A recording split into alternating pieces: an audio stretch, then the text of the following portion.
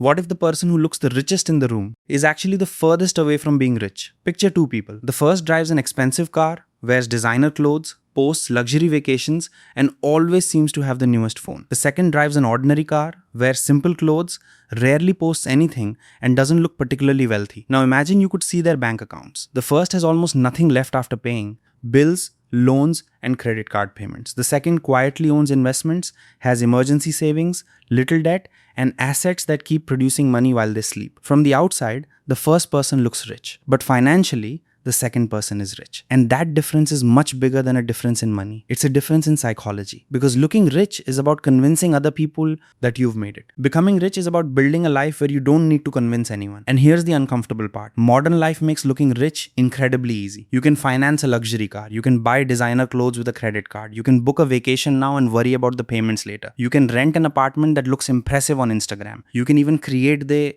appearance of wealth before you've built any real wealth at all. And your brain loves this because humans don't naturally reward long-term financial security. We reward visible status. Your brain can immediately understand a new sports car. It can immediately understand an expensive watch. It can immediately understand a giant house. But it can't see an index fund quietly growing for 20 years. It can't photograph financial freedom. And that's where the trap begins. Imagine you receive an extra $10,000. There are two ways you could use it. You could buy something that makes you feel richer today, or you could buy something that makes you financially stronger 5 years from now. The first option gives you an emotional reward immediately. The second gives you almost nothing to show people. No compliments, no attention, no impressive Instagram post, just a number quietly growing in the background. And because the reward is invisible, most people underestimate its value. This is one of the biggest psychological differences between looking rich and becoming rich. Looking rich is optimized for the present. Becoming rich is optimized for the future. And the future has one strange problem. It doesn't give you applause. Think about someone who earns $100,000 a year but spends $98,000. They might feel wealthy. Now think about someone who earns $70,000 but consistently spends $50,000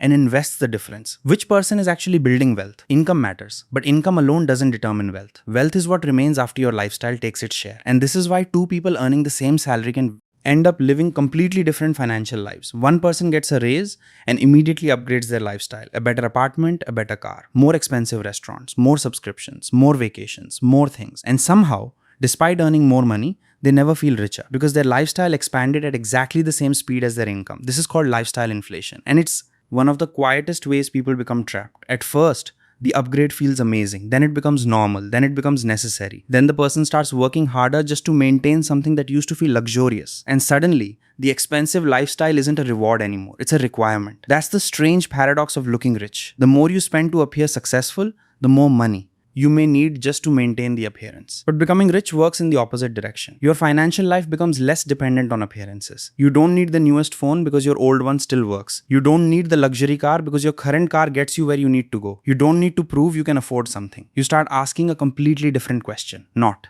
can I buy this?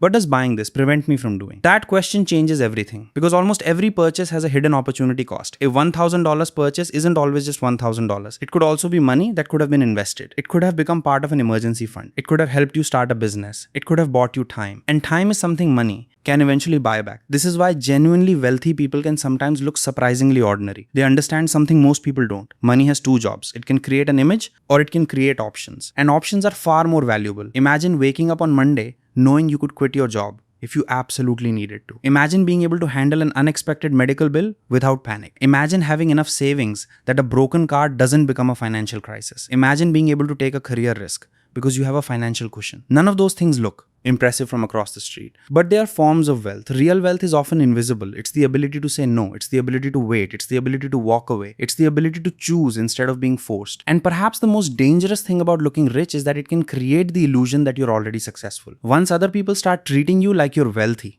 you may start believing it yourself. You receive compliments, people notice your clothes, they notice your car, they notice your lifestyle. And your brain interprets those signals as evidence that you're doing well. But social approval doesn't pay your bills, status doesn't compound, attention doesn't create financial security, assets do. This is why one of the most important financial habits is also one of the least exciting: learning to enjoy progress that nobody else can see. Saving money feels boring, investing can feel boring, paying off debt feels boring, building an emergency fund feels boring, learning a valuable skill for 6 months feels boring. But boring things can become incredibly powerful when repeated for years. Think about a tree. Nobody stands outside every morning saying, "Wow, it's growing." For months, it can look almost unchanged. Then years later, you suddenly notice how large it has become. Money can work the same way. The early stages feel painfully slow. A small investment doesn't look impressive. A small amount of savings doesn't feel life-changing. But consistency creates something that motivation can't. Momentum. And eventually, your money can start making money. That's when the game changes. Because now you're no longer relying entirely on your time and labor to create income. Your past decisions begin working for your future. But here's where another psychological trap appears. Once you understand this, you might become obsessed with saving everything. And that's not the goal either. Becoming rich doesn't mean living a miserable life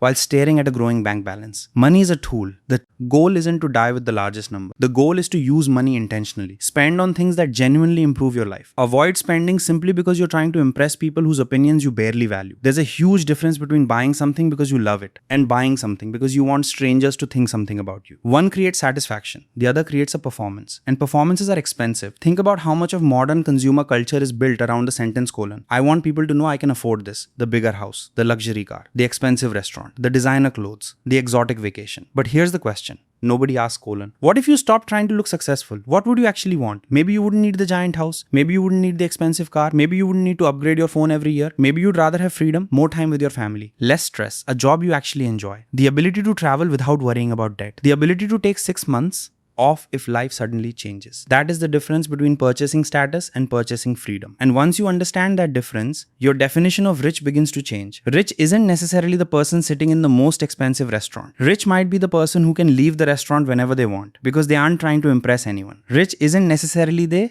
person wearing the most expensive watch. It might be the person who doesn't care whether anyone notices their watch at all. Rich isn't necessarily the person with the biggest house. It might be the person who has enough financial security to sleep peacefully inside whatever house they have. Because eventually, you realize something strange. The person trying hardest to look rich may be financially dependent on maintaining the appearance, while the person quietly building wealth may look completely ordinary. One is buying the evidence of success. The other is building the foundation of it. So the next time you feel the urge to buy something expensive just to feel successful, pause for a moment. Ask yourself one question. Am I buying this because I genuinely want it? Or because I want people to think something about me? That question won't make you rich overnight, but it can change the direction of your decisions. And your financial life isn't created by one huge decision. It's created by hundreds of tiny decisions that nobody notices. The car you don't finance, the debt you don't take, the purchase you delay, the skill you learn, the money you invest, the lifestyle you refuse to inflate, the temptation you walk away from. None of these moments look dramatic, but together, they can completely change your future. Because looking rich gives you something today that other people can see. Becoming rich gives you something tomorrow that other people may never see. And maybe that's the ultimate sign of real wealth. You stop needing to look rich.